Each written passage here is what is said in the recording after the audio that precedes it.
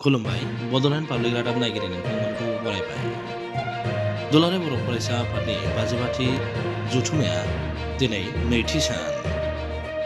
थिखानाय सम बायदि दुलाराय बर' फरायसा आफादनि फिरफिलाखौ बिरहोयो आफादगिरि दिपेन बर'आ आरो हेफाजाब होयो लेङाइ आफादगिरि खोरोमदाव औवारिया।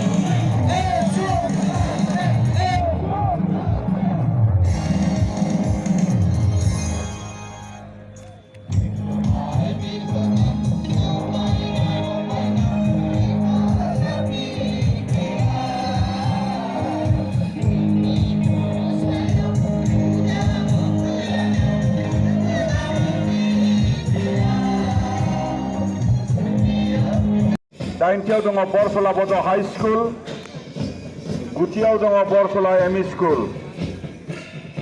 आरो बे मास्टार्स हान्जानिनो दिनै ड्रिल इन्सट्राक्टर महरै दङ सुदिसा ब्रह्म,